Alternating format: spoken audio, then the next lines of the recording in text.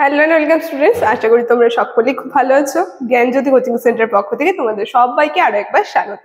তো আমি মীরা ম্যাম, আমি আজ তোমরা যারা যারা কল্যাণী ইউনিভার্সিটির আন্ডারে পড়ছো, তোমাদের ফার্স্ট সেমিস্টার মেজর যে বেঙ্গলি সিলেবাস রয়েছে, দেখো স্ক্রিনে বোর্ডে লিখে দেওয়া আছে, তোমরা দেখে নেবে।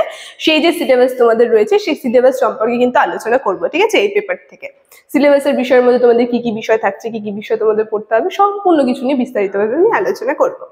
ক্লাসটি শুরু করার পূর্বে আগে তোমাদের সঙ্গে খুবই একটা গুরুত্বপূর্ণ ইনফরমেশন আমি জানিয়ে দিয়ে যাই। তোমরা যার যারা ভাবছো আমাদের সঙ্গে এই সেমিস্টার অনলাইন ক্লাস বা নোটসের জন্য যোগাযোগ করবে, তাদেরকে বলে দিই আমাদের সঙ্গে যোগাযোগ করতে হলে দেখো নিচে দুটি নাম্বার দেওয়া আছে। এই নাম্বার দুটি হচ্ছে আমাদের Gyanjyoti coaching centre official helpline number. যে কোনো একটি নাম্বারের মধ্যে কল করে নিয়ে কিন্তু আমাদের সঙ্গে যোগাযোগ করে নিতে পারবে। তার সঙ্গে তোমাদের বিভিন্ন সেমিস্টার কোর্স ফি কি রাখা হয়েছে, যার যারা মেজর কোর্সের স্টুডেন্ট রয়েছে তাদের জন্য কোর্স ফি আছে 1199, তার সঙ্গে যার যারা মাইনর কোর্সের স্টুডেন্ট রয়েছে তাদের জন্য 699 রাখা হয়েছে, ঠিক আছে? তার সঙ্গে তোমরা যদি আমাদের কোর্সে অ্যাডমিশন নাও, কি কি সুবিধা তোমরা পাচ্ছ সেটাও বলে দিচ্ছি। এখানে পেয়ে যাচ্ছ লাইভ ক্লাসেস, তার সঙ্গে রেকর্ডেড ক্লাসেস, তার সঙ্গে হাই কোয়ালিটির নোটস, তার সঙ্গে 100% কনভারসেশন কিন্তু এখান থেকে পেয়ে যাচ্ছ। এতটুকুন তোমাদের জানানো ছিল। এখন আমি ক্লাসের আলোচনায় চলে যাচ্ছি, ঠিক আছে? দেখো, প্রথমে বলেছি আজকের আমার আলোচনার যে বিষয় সেটা হচ্ছে তোমাদের যে সিলেবাস রয়েছে এই পেপারের সিলেবাস নিয়ে কিন্তু আলোচনা করব। দেখো, প্রথমে তোমাদের সিলেবাসের টাইটেল কি রয়েছে সেটা সবার প্রথমে তোমরা দেখে নাও। তোমাদের যে টাইটেল আছে সেটা হচ্ছে বাংলা সাহিত্যের ইতিহাস, প্রাচীন ও মধ্যযুগ যে রয়েছে ও ভাষাতত্ত্ব যে রয়েছে, এই বিষয়টা থেকে কিন্তু তোমাদের পড়তে হবে। মানে বাংলা সাহিত্যের ইতিহাস, প্রাচীন, মধ্যযুগ যে রয়েছে, তারপর ভাষা কি বলেছে, ভাষাতত্ত্ব, এই সমস্ত বিষয়ের থেকে, মানে এটা প্রধান তোমাদের টাইটেল, মেন টাইটেল বলতে পারি। এখান থেকে যে সমস্ত বিষয় পড়তে হবে সেগুলো আমি এক এক করে বলছি। দেখো, কটি পর্বে কিন্তু ভাগ করে দেওয়া আছে তোমাদের সিলেবাসটা। প্রথম পর্বতে আমি চলে যাচ্ছি। কি বলছে? প্রথম পর্বতে তোমাদের রয়েছে বাংলা সাহিত্যের ইতিহাস আর প্রাচীন যুগ। এখান থেকে তোমাদের যে বিষয় রয়েছে সেটা হচ্ছে সামাজিক ও রাজনৈতিক পটভূমিকায় বাংলা ভাষা, জাতি, সাহিত্যের সংক্ষিপ্ত পরিচয় কিন্তু পড়তে হবে। তার সঙ্গে পড়তে হবে চর্যাপদ, দেশ, কাল, ভাষা, সাহিত্য, সমাজ, সাংস্কৃতিক চিত্র কিন্তু তুলে ধরে আর কি তোমাদের পড়তে হবে সিলেবাসের থেকে, ঠিক আছে? তারপরে কি রয়েছে? তুর্কি আক্রমণ ও প্রতিক্রিয়া, তারপরে সমাজ ও সাহিত্য, মানে তুর্কি আক্রমণ হয়েছিল যে সমাজে, তার প্রতিক্রিয়া কি হয়েছিল, মানে কি কি সাহিত্য তখন লেখা হয়েছিল বা কি হয়েছিল সেই সময়ে। তারপরে কি বলেছে? সমাজ আর সাহিত্য, সে তৎকালীন সময়ে সমাজ আর সাহিত্য কি চলছিল সেই বিষয় থেকে কিন্তু তোমাদের পড়তে হবে। তারপর দেখো দ্বিতীয় পর্বতে চলে আসছি। দ্বিতীয় পর্বতে কি বলছে? বাংলা সাহিত্যের ইতিহাস, মধ্যযুগ। প্রাচীন যুগ প্রথম দিয়ে আলোচনা করলাম, এখন মধ্যযুগের থেকে কি কি বিষয় তোমাদের পড়তে হচ্ছে। দেখো, এখানে রয়েছে বড়ু চণ্ডীদাস ও শ্রীকৃষ্ণ কীর্তন, ঠিক আছে? তার সঙ্গে দেখো এখানে অনুবাদ সাহিত্য রয়েছে। অনুবাদ সাহিত্য থেকে যে সমস্ত বিষয় পড়তে হবে সেটা হচ্ছে ভাগবত, যেমন মালাধর বসুর লেখা, তারপরে রামায়ণ রয়েছে কৃত্তিবাসী ওঝা, ঠিক আছে?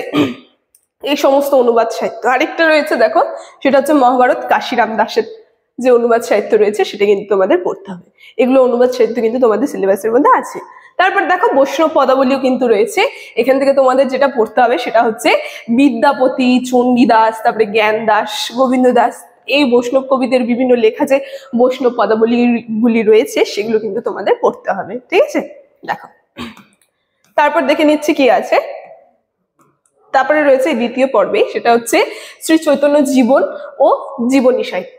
এখানে আমরা দেখবো শ্রী চৈতন্য দেবের যে জীবনী কথা, তারপরে সাহিত্য সমাজে শ্রী চৈতন্য দেবের প্রভাব, তারপরে শ্রী চৈতন্য জীবনী যে রয়েছে সাহিত্য, সেগুলো কিন্তু আর কি পড়তে হবে। এখানে বলেছে কি, বিশেষ গুরুত্ব সহ বৃন্দাবন দাসের চৈতন্য ভাগবত, তার সঙ্গে কৃষ্ণদাস কবিরাজের শ্রী চৈতন্য চরিতামৃত সম্পর্কে কিন্তু তোমাদের আর কি পড়তে হবে সিলেবাসের মধ্যে। এই সমস্ত বিষয় নিয়ে আলোচনা করতে হবে, ঠিক আছে? দেখো, তারপর দেখো পর্ব 3-এ কি বলছে? বাংলা সাহিত্যের ইতিহাস, মধ্যযুগ। মধ্যযুগের মধ্যে রয়েছে পর্ব 3-এ চলে আসছে। এখান থেকে কি কি বিষয় তোমাদের পড়তে হবে। তো কি বলছে? মঙ্গল কাব্যের উদ্ভব বিবর্তন। এখানে রয়েছে মনসা মঙ্গল, চণ্ডী মঙ্গল, ধর্ম মঙ্গল, অন্নদা মঙ্গল, এই কয়েকটা মঙ্গল কাব্য সম্পর্কে কিন্তু তোমাদের পড়তে হবে। আর এই মঙ্গল কাব্য থেকে সংজ্ঞা, বৈশিষ্ট্য, তারপরে কাহিনীর আলোচনা, কবিদের আলোচনা, এগুলো কিন্তু তোমাদের পড়তে হচ্ছে, ঠিক আছে? তারপর কি কি রয়েছে? নারায়ণ দেব, বিজয় গুপ্ত, তারপরে কবি কঙ্কন মুকুন্দরাম চক্রবর্তী, রূপরাম চক্রবর্তী, ঘনরাম চক্রবর্তী, এই সমস্ত কবিদের সম্পর্কে কিন্তু পড়তে হবে। তারপরে লাস্টে রয়েছে রায় গুণাকর, ভারতচন্দ্র যে রয়েছে, এদের সম্পর্কে কিন্তু পড়তে হবে, ঠিক আছে? দেখো সিলেবাসটা। পরে দেখো কি বলছে, মধ্যযুগের মুসলিম কবি ও কাব্য।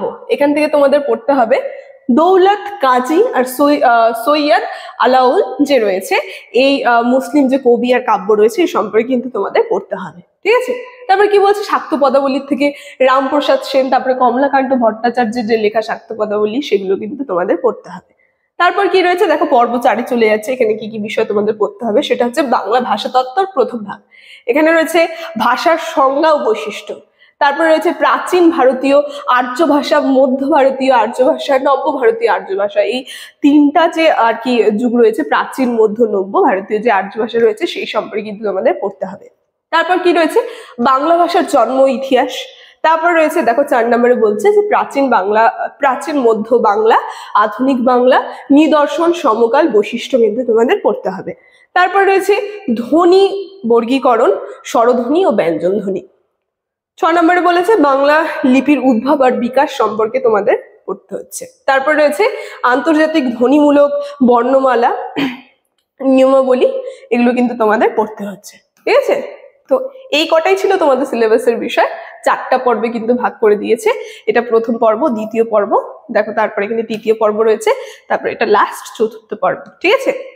তো এই ছিল আজকে তোমাদের সিলেবাস নিয়ে আমার আলোচনা। আজকের আলোচনা এখানেই ছিল, এতটুকু। এরপরে কিন্তু সিলেবাস ভিত্তিক যে সমস্ত টপিক রয়েছে সেগুলো নিয়ে তোমাদের ক্লাসে আলোচনা করব।